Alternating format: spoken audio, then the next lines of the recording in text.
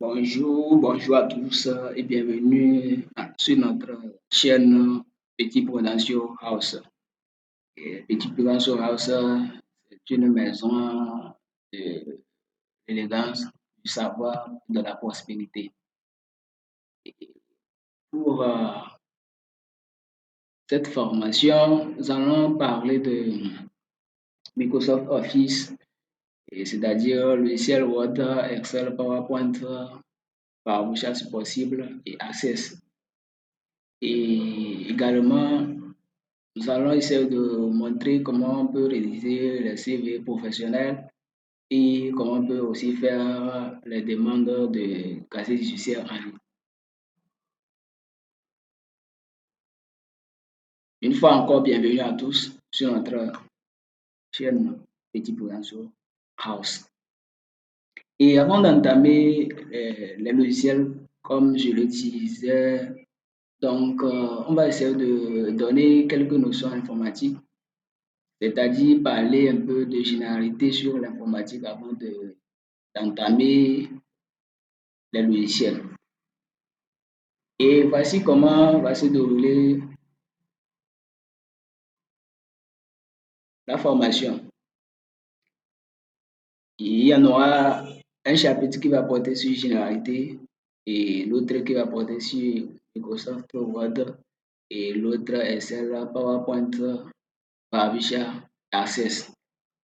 Et également, avant d'entamer ces chapitres, nous allons déjà commencer par l'introduction générale qui va parler un peu de quelques notions de l'informatique. Et généralement, si nous prenons en ce qui concerne la définition de l'informatique, plusieurs personnes peuvent définir l'informatique de leur manière plutôt, j'allais dire, plusieurs personnes peuvent définir de leur manière. Si nous checkons aujourd'hui sur l'Internet, dont nous recherchons le mot informatique, on peut retrouver plusieurs définitions.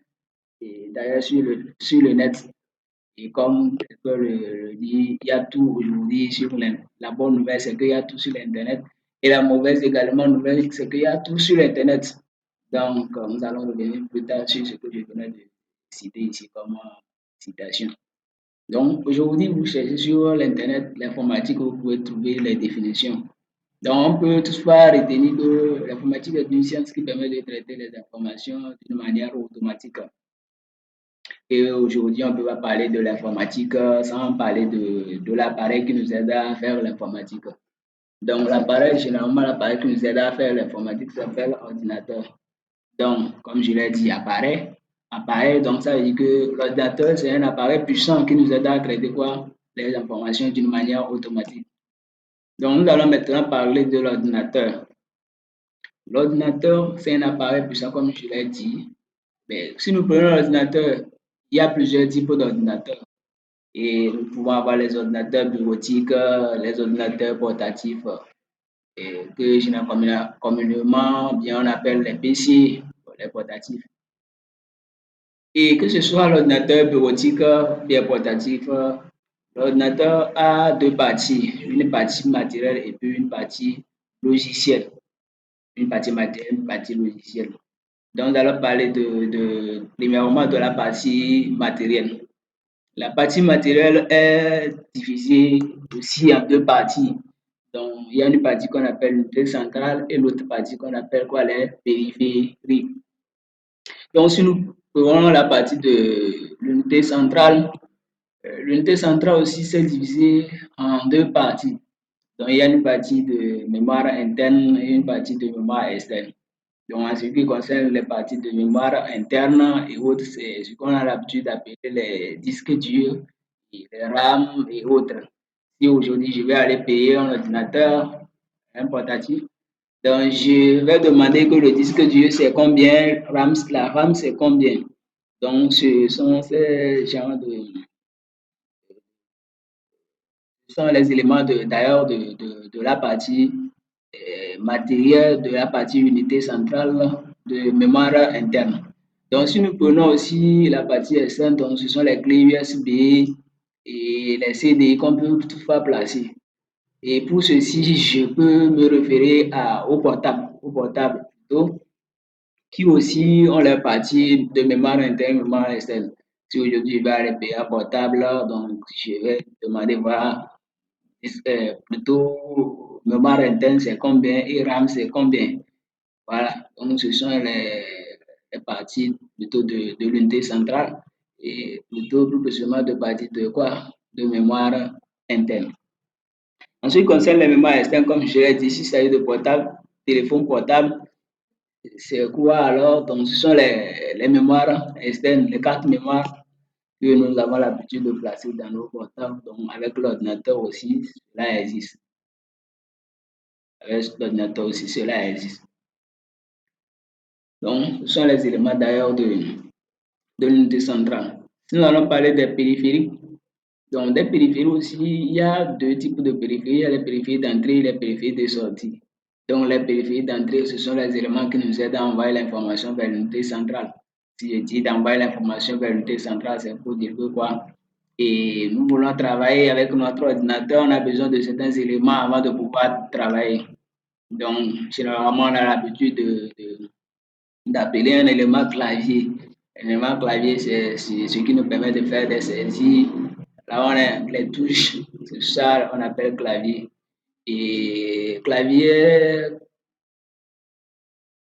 est un élément de périphérique d'entrée. Donc, ça nous aide à envoyer l'information vers l'unité centrale. Et pour bien expliquer ou bien pour que vous puissiez bien comprendre ce que je vais dire, c'est que si vous prenez l'ordinateur bureautique, vous allez remarquer que ces éléments sont reliés à l'unité centrale. Et je donne l'exemple de clavier qu'on relie directement à l'unité centrale.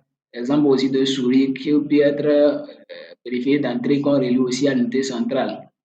Donc, ce sont ces éléments de périphérique. Ça nous aide à envoyer l'information vers l'unité centrale. Notez que les périphériques d'entrée nous aident à envoyer l'information vers l'unité centrale. Les périphériques de sortie alors nous aident à recevoir l'information de l'unité centrale.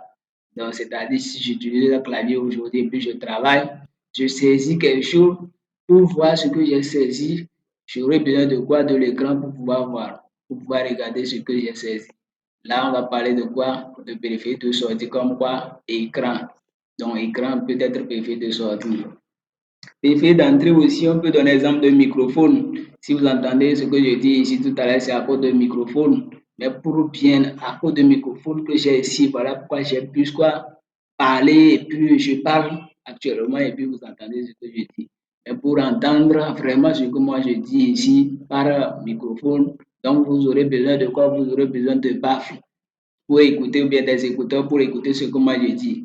Là, ces éléments sont caractérisés comme quoi? Des périphériques quoi? De sortie. Il y a plein d'autres éléments que vous pouvez faire checker sur l'Internet et voir, et voir pour approfondir plus votre connaissance. Et tout à l'heure, si je reprends brièvement ce que j'essaie de dire, c'est pour dire que l'ordinateur a deux parties, une partie matière, une partie logicielle. Et j'ai déjà parlé tout à l'heure de la partie quoi? De la partie matérielle. J'ai dit la partie matérielle est divisée aussi en deux parties, l'unité centrale et les périphériques. Et on a essayé de parler de l'unité centrale qui contient mémoire interne, mémoire externe. Et on a parlé aussi des périphériques qui aussi sont divisés en deux parties, les périphériques d'entrée et les périphériques de sortie. Donc, nous allons continuer prochainement sur l'autre partie de l'ordinateur. Je vous remercie.